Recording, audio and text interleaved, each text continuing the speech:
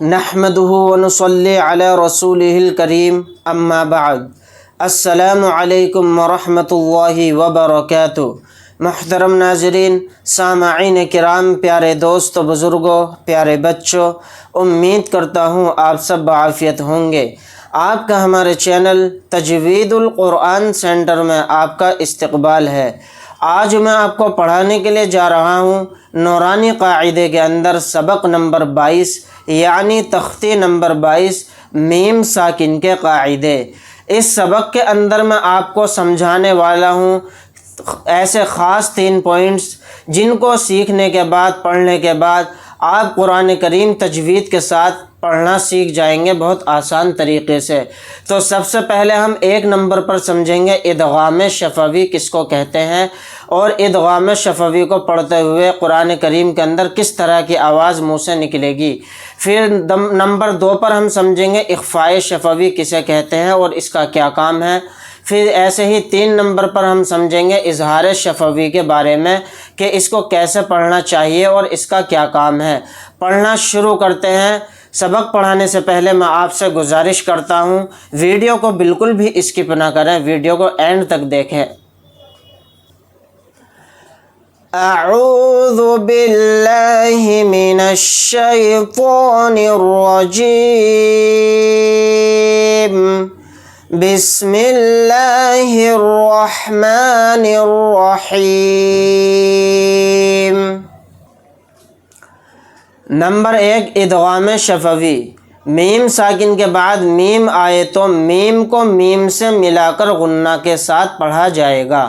یعنی جو ادغام شفوی ہے، میم ساکن کے بعد اگر میم آئے تو میم کو میم سے ملا کر غنہ کے ساتھ پڑھا جائے گا۔ یہ میں آپ کو آیتوں کے اندر اس کی مشق کر کے، اس کی پریکٹس کر کے آپ کو سمجھانے والا ہوں۔ نمبر 2، اخفاء شفوی۔ میم ساکن کے بعد با آئے تو غنہ کے ساتھ اخفا ہوگا۔ یہ اخفاء شفوی کا بھی قاعدہ میں آپ کو ان آیتوں کے اندر اس کی مشق، اس کی پریکٹس کر کے سمجھانے والا ہوں۔ نمبر 3، اظہار شفوی۔ میم ساکن کے بعد با اور میم کے علاوہ کوئی اور حرف بالخصوص واو یا فا آئے تو میم کو ظاہر کر کے پڑھنا چاہیے، جیسے اردو میں ہم تم کی میم۔ تو یہ اظہار شفوی کا بھی قاعدہ میں آپ کو آیتوں کے اندر سمجھانے والا ہوں مشق کر کے۔ پڑھنا شروع کرتے ہیں۔ سب سے پہلے ہم قاعدہ سمجھیں گے نمبر 1 پر ادغام شفوی آیتوں کے اندر۔ ادغام شفوی کو سمجھتے ہیں، بہت دھیان سے ویڈیو کو دیکھیں۔ الیکم مرسلون، الیکم مرسلون۔ تو یہاں پر دیکھیے میم ساکن کے بعد میم آ گیا تو میم کو میم سے ملا کر غنہ کے ساتھ پڑھیں گے۔ ادغام شفوی کے اندر یہ بات لکھی ہوئی ہے، میم ساکن کے بعد میم آئے تو میم کو میم سے ملا کر غنہ کے ساتھ پڑھا جائے گا۔ تو یہاں پر بھی میم کو میم سے ملا کر غنہ کے ساتھ اس طرح سے پڑھیں گے، الیکم مرسلون۔ ناک میں تھوڑی دیر آواز کو روکنا غنہ کہلاتا ہے۔ لہم ما یشاءون۔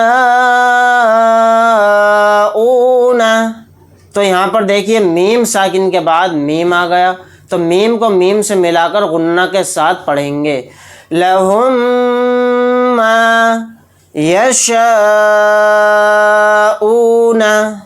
اب آگے سمجھتے ہیں، فی قلوبہم مرض، فی قلوبہم مرض۔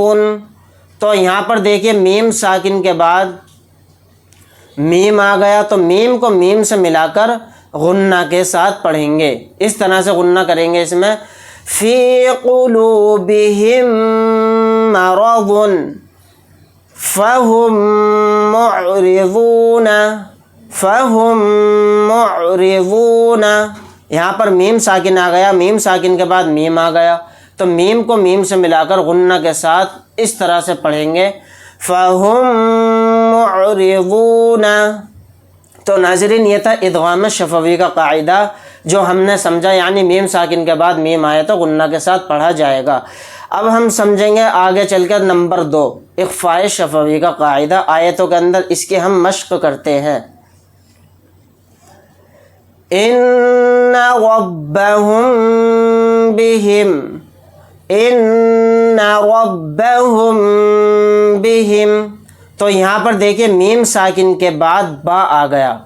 تو نمبر 2 کے اندر بات یہ بیان کی گئی ہے میم ساکن کے بعد با آئے تو غنہ کے ساتھ اخفا ہوگا. تو یہاں پر ہمیں غنہ کے ساتھ اخفا کرنا ہے کیونکہ میم ساکن کے بعد با آ گیا. تو یہاں پر غنہ کے ساتھ اخفا اس طرح سے کریں گے ربهم بهم ان ربهم بهم ترميهم بحجارة.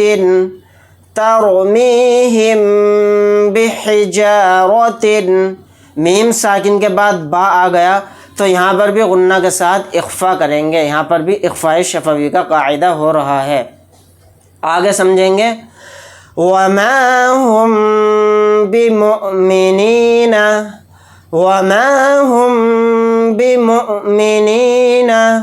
تو یہاں پر میم ساکن کے بعد با آ گیا تو یہاں پر بھی غنہ کے ساتھ اخفا کریں گے. اس طرح سے اخفا کریں گے وَمَا هُمْ بِمُؤْمِنِينَ فَبَشِّرْهُمْ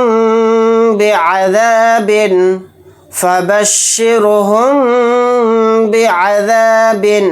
میم ساکن کے بعد با آ گیا تو یہاں پر بھی غنہ کے ساتھ اخفا ہوگا کیونکہ یہاں پر بھی اخفاء شفوی کا قاعدہ ہو رہا ہے. اس طرح سے غنہ کے ساتھ اخفا کریں گے فَبَشِّرْهُمْ بِعَذَابٍ. اس ایریے میں یہاں میم ساکن کے بعد ہی غنہ کے ساتھ اخفا کرنا ہے. تو اب تک ہم نے سمجھا ادغام شفوی کا قاعدہ اور اخفاء شفوی کا قاعدہ. اب ہم سمجھیں گے 3 نمبر کا قاعدہ یعنی اظہار شفوی. ہم فیہا یہاں پر میم ساکن کے بعد فا آ گیا تو 3 نمبر کے اندر یہ بات بیان کی گئی ہے میم ساکن کے بعد با اور میم کے علاوہ کوئی اور حرف بالخصوص واو یا فا آئے تو میم کو ظاہر کر کے پڑھنا چاہیے. یعنی یہاں پر با اور میم کے علاوہ کوئی اور حرف آ جائے یعنی جیسے کہ یہاں پر فا آ گیا میم ساکن کے بعد تو یہاں پر میم کو ظاہر کر کے بلا غنہ کے جلد پڑھیں گے. کس طرح سے پڑھیں گے ہم فیہا لکم دینکم. تو یہاں پر دیکھیے میم ساکن کے بعد دال آ گیا تو میم کو ظاہر کر کے بلا غنہ کے جلد پڑھیں گے کیونکہ اس میں اظہار شفوی کا قاعدہ ہو رہا ہے. لکم دینکم یہاں پر غنہ نہیں کرنا ہے. لم یلبسو یہاں پر بھی میم ساکن کے بعد یا آ گیا تو یہاں پر بھی اظہار شفوی کا قاعدہ ہو رہا ہے. میم کو ظاہر کر کے بلا غنہ کے جلد پڑھیں گے یعنی غنہ نہیں کرنا ہے. لم یلبسو ام لم تنذرہم تو یہاں پر دیکھیے میم ساکن کے بعد لام آ گیا تو یہاں پر بھی اظہار شفوی کا قاعدہ ہو رہا ہے. میم کو ظاہر کر کے بلا غنہ کے جلد پڑھنا ہے. ام لم اس طرح سے یہاں پر بھی میم ساکن کے بعد تا گیا تو یہاں پر بھی ظاہر کر کے بلا غنہ کے جلد پڑھیں گے. ام لم تنذرہم لہم اجر. میم ساکن کے بعد یہاں پر دیکھیے حمزہ آ گیا تو یہاں پر بھی اظہار شفوی کا قاعدہ ہو رہا ہے. میم کو ظاہر کر کے بلا غنہ کے جلد پڑھیں گے لہم اجر. ناظرین امید کرتا ہوں آج کا سبق آپ کو بہت اچھے سے سمجھ میں آیا ہوگا. یہ تھا آج کا ہمارا سبق تختی نمبر 22 میم ساکن کے قاعدے. یہ آج میں نے آپ کو پڑھایا ہے پارٹ 1. انشاءاللہ تعالی نیکسٹ ویڈیو کے اندر اسی سبق کا میں آپ کو پارٹ 2 پڑھانے والا ہوں. اس پارٹ 2 کے اندر میں آپ کو پڑھانے والا ہوں ہجے اور روا کے ساتھ کیونکہ آج میں نے یہ سبق پارٹ 1 کے اندر آپ کو تجوید کے ساتھ پڑھایا ہے. انشاءاللہ تعالی نیکسٹ ویڈیو میں پارٹ 2 کے اندر روا اور ہجے دونوں کے ساتھ یہ سبق آپ کو سمجھاؤں گا. اگر آپ حضرات کو ہماری ویڈیو اچھی لگی ہو تو لائک کریں، شیئر کریں. عزیز اقارب رشتہ داروں میں دوستوں میں ویڈیو کو شیئر کرنا نہ بھولیں اور ثواب دارین حاصل کریں۔ اگر آپ حضرات ہمارے چینل پر نئے ہیں تو چینل کو سبسکرائب کرنا نہ بھولیں۔ ملتے ہیں نیکسٹ ویڈیو میں۔ اللہ حافظ۔ السلام علیکم ورحمۃ اللہ وبرکاتہ۔